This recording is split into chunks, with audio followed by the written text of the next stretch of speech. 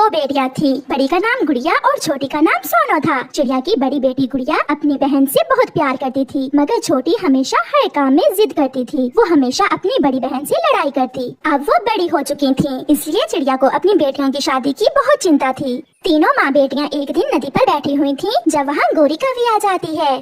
चिड़िया, मैं दूसरे जंगल से आई हूँ। वहाँ मैंने एक चूड़ा देखा है, वो अकेला ही रहता है और बहुत अमीर है। मैं तो कहती हूँ तुम अपनी बड़ी बेटी की शादी उससे कर दो। गोरी बहन, यही चिंता तो मुझे खाई जा रही है। अगर वो चिड़ा अच्छा है तो मुझे कोई एतराज नहीं है। उसका अपना अमरूदों का बाग है और एक अंगूर की बेल भी। आंटी, क्या उस बेल पर अंगूर भी लगते हैं? तो और क्या, अंगूर की बेल पर बेरियां लगेंगी। बहुत मीठे अंगूर है उस बेल के। गोरी बहन, आप बात चलाएं। मेरी बड़ी बेटी अपने घर की हो जाए, फिर मैं अपनी छोटी का भी कोई अच्छा सा रिश्ता देखकर शादी कर दूंगी।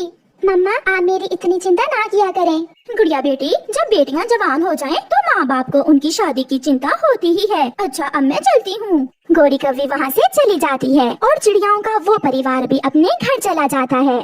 माँ, मेरी बहुत देर से इच्छा है कि मेरी अपनी अंगूरों की बेल हो। आप उस चिड़े से मेरी शादी कर दें, बड़ी की बाद में कर देना। शर्म करो छोटी, मैं पहले बड़ी की शादी करूंगी और फिर बाद में तुम्हारी। बड़ी बड़ी बड़ी, हर समय आप बड़ी बड़ी करती रहती हैं। ऐसा लगता है मैं तो आपकी बेटी हूँ ही नहीं। छोटी, आप मम्मा को परेशान ना करें। बड़े जो फैसला करते हैं वो ठीक ही होता है। मगर छोटी अपना मुँह दूसरी तरफ करके सो जाती है। सुबह हो जाती है। दोनों बहनें भोजन की खोज में घर से निकलती हैं। बड़ी, अगर आप सच में मुझसे प्यार करती हैं, तो माँ को मनाएं। उस चिड़े से मैं ही शादी करूंगी जिसकी अंगूरों की बेल है। छोटी, माँ नहीं मानेगी। तुम्हारी अपनी ही नीयत खराब है। मैं भी देखती हूँ तुम कैसे वहाँ शादी करती हो। मैं गोरी आंटी से बात करूंगी। ऐसा कहते हुए गुड़िया की छोटी बहन नाराज होकर वहाँ से चली जाती है। रुको रुको छोटी, कहाँ चली? मगर छोटी गुड़िया की कोई बात नहीं सुनती। मम्मा, आप मेरी चिंता ना करें। आप उस चिड़े से छोटी की शादी कर दें, मेरा बाद में देखा जाएगा। मगर बेटी, बड़ी के होते हुए मम्मा, मैं छोटी को नाराज नहीं देख सकती। मम्मा प्लीज। फिर मम्मा चिड़िया भी मान जाती है।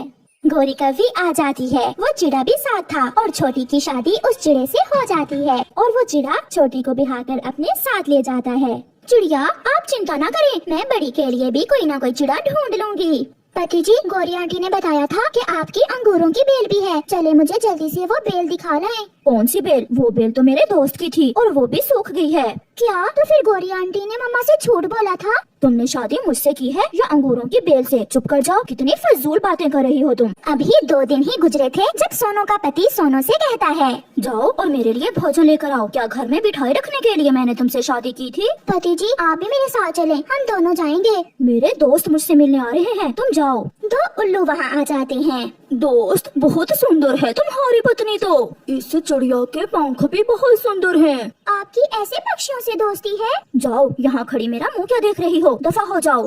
डर के मारे छोटी वहाँ से चली जाती है।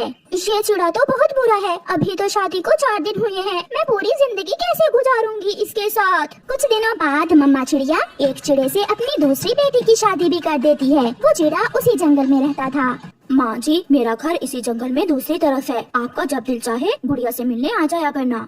वो चिड़ा गुड़िया को बिहा कर ले जाता है। गुड़िया, मैं इतना अमीर तो नहीं हूँ, मगर मेरा जो है वो सब तुम्हारा है। ये खेत मेरी माँ ने मुझे दिया था। मैं इसी खेत में फसल बीज कर अपना गुजारा करता हूँ। मुझे ये बहुत अच्छा लगा। आज से आप अकेले नहीं बल्कि हम दोनों मिलकर काम किया करेंगे। गुड़िया बहुत खुश थी। ऐसे ही दिन और रात गुजरते गए। एक दिन मम्मा चिड़िया अपनी बेटियों से बहुत उदास थी। बहुत दिन हो गए, मैं आज अपनी दोनों बेटियों को देख कर आती हूँ। फिर मम्मा चिड़िया अपने घर से निकलती है। वो पहले अपनी बड़ी बेटी के पास जाती है। अपनी माँ को देखकर गुड़िया बहुत खुश थी। मम्मा, आप ऐसे अचानक बताए बिना ही? मम्मा बैठे, मैं आपके लिए फल लेकर आती हूँ। गुड़िया का पति भी घर आ जाता है। वो ढेर सारे फल लेकर आया था। गुड़िया अपनी मम्मा को फल देती है। मम्मा, मैं बहुत खुश हूँ, मेरे पति मेरा बहुत ख्याल रखते हैं। माँ जी, मैं तो कहता हूँ आप भी हमारे पास ही आ जाएं। वहाँ अकेले आपका दिल नहीं लगता होगा। जीते रहो बेटा, मैंने सारी जिंदगी उस घर में गुजारी है, अब उसे छोड़ना मुश्किल है मेरे लिए। बड़ी, अब मैं चलती हूँ, मुझे छोटी से मिलने भी जाना है। मम्मा, मेरा भी छोटी से बहुत दिल उदास है, मैं भी आपके साथ चलती हूँ। फिर गुड़िया और उसकी मम्मा वहाँ से उड़ती हैं। सोनू घर के बाहर बैठी हुई रो रही थी। क्या हुआ मेरी बच्ची, आप रो क्यों रही हो? सब ठीक तो है? अपनी माँ को देखकर सोनू अपनी माँ के गले लग जाती है। माँ, मेरे पति बहुत बुरे हैं, वो मुझे हर रोज मारते हैं। गुड़िया, गुड़िया बहन, मुझे माफ कर दे, मैंने आपसे बहुत लड़ाई की थी। छोटी, ये नसीब की बात है, मेरे पति बहुत अच्छे हैं, वो मेरा बहुत ख्याल रखते हैं। मम्मा, वो सारा दिन अपने दोस्तों के साथ आवारा फिरते हैं और शाम को आकर मुझे मारने लगते हैं। चलो मेरे साथ चलो मेरी बेटी, आपकी माँ अभी जिंदा है। फिर गुड़िया और उसकी मम्मा सोनू को अपने साथ ले जाती है, क्योंकि एक माँ अपनी बेटी को दुखी कैसे देख सकती है। फ्रॉडिया कालू कौवा किसी न किसी तरह कुछ ले देकर मिट्ठू राजा के हाथ संतरी लग जाता है। अब तो कालू कौवे की ठाट बाट ही अलग थी, वो तो अकड़ अकड़ कर उड़ता। कालू, ध्यान रखना, मेरे जंगल में किसी भी गरीब पक्षी पर जुल्म न करना, और अगर कोई किसी को तंग करे तो मुझे जरूर बताना। मैं अपने जंगल के सभी पक्षियों को खुश देखना चाहता हूँ। राजा जी, आप चिंता न करें, अब आ गया है ना कालू कौवा। मैं कोई साधारण कौवा नहीं हूँ, मैं पक्षियों का बहुत ध्यान रखूंगा, और अगर कोई किसी को तंग करेगा तो तुरंत आपको आकर बताऊंगा।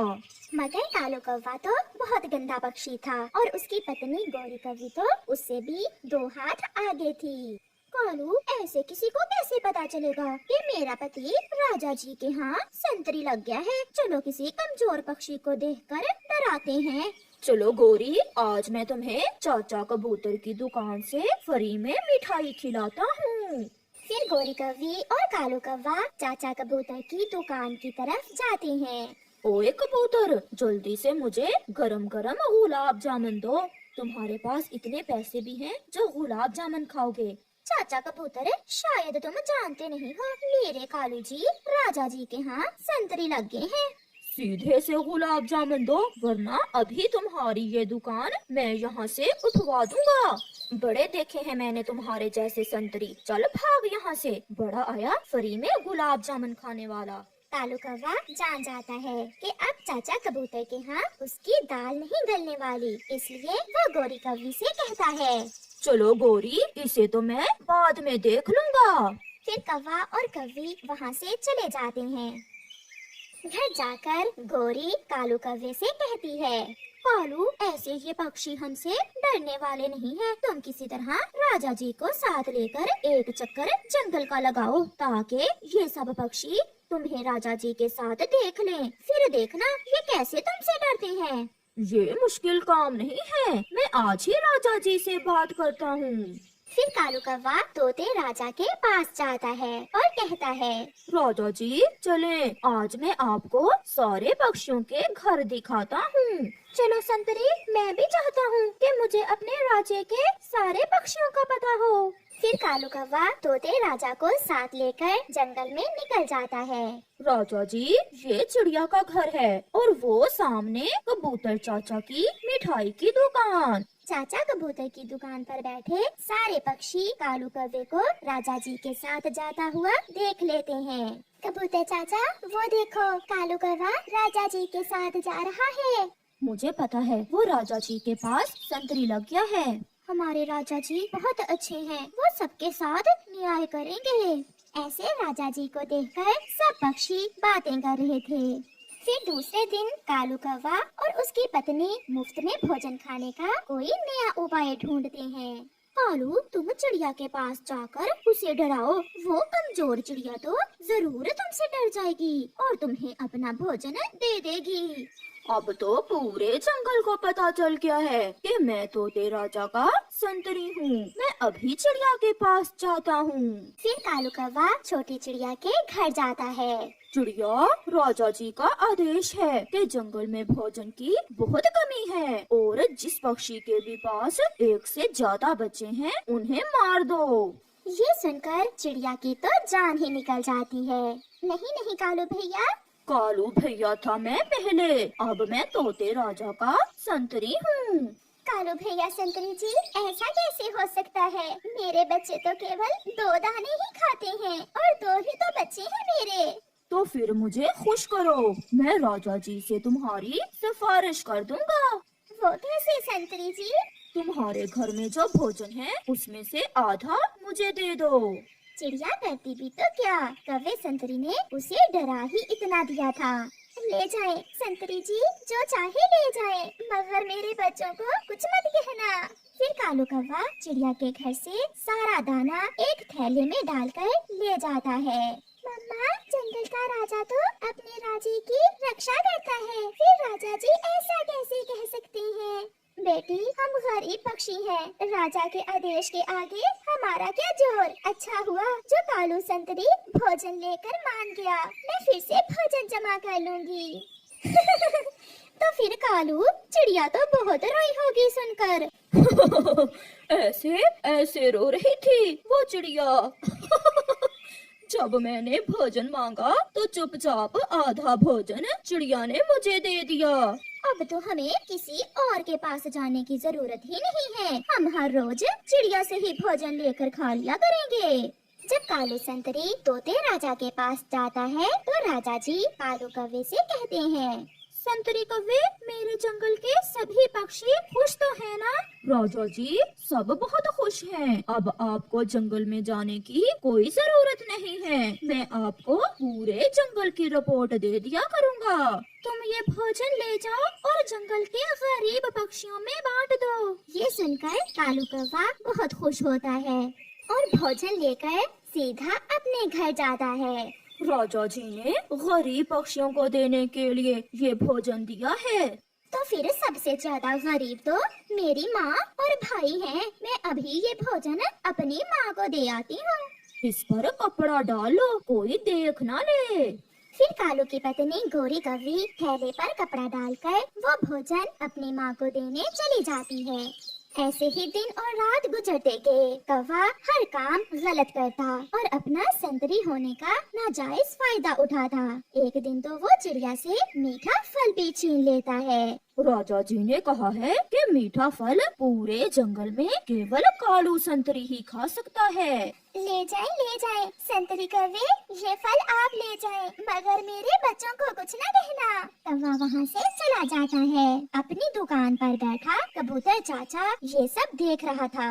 वो चिड़िया के पास जाता है। चिड़िया, वो कौवा तुम्हारा फल क्यों छीन कर ले गया? चिड़िया कबूतर चाचा को सारी बात बताती है। वो झूठा है। एक राजा ऐसा नहीं कर सकता। वो मेरे पास भी गुलाब जामुन लेने आया था, मगर मैंने तो उसे भगा दिया। तो फिर वो मेरे बच्चों को मारने वाली बात भी झूठ बोल रहा था। चलो हम राजा के पास जाकर उन्हें सारी बात बताते हैं। मगर कबूतर चाचा। चिड़िया, डरो ना, तुम मेरे साथ चलो। फिर चिड़िया कबूतर चाचा के साथ तोते राजा के पास जाती है और चिड़िया तोते राजा को सारी बात बताती है। राजा जी, हम गरीब पक्षियों का जीना हराम कर दिया है आपके संतरी कौवे ने। ये सब सुनकर तोता राजा बहुत गुस्से में आ जाता है।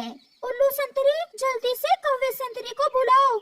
उल्लू तुरंत जाकर कालू कौवे संतरी को बुला लाता है। राजा जी के पास चिड़िया और कबूतर चाचा को बैठे देख कालू सब समझ जाता है। कालू संतरी, क्या जो चिड़िया ने कहा है वो सच है? राजा जी, ये सब मेरी पत्नी ने मुझसे करने को कहा था, मुझे माफ कर दें। फिर तोता राजा कौवे की पत्नी गोरी को बुला लेता है और दोनों को पिंजरों में बंद करके कैद कर देता है और उन्हें बुरे काम की सजा मिलती है। कौवा और कौवी कैद में रो रहे थे। कालू जी, इससे अच्छा तो था कि तुम संतरी ना ही लगते। नहीं गोरी, अच्छा ये था कि मैं अपना काम ईमानदारी से करता। प्यारे दोस्तों, इस कहानी से हमें सीख मिलती है, हमेशा अपना काम ईमानदारी से करो और किसी पर जुल्म मत करो।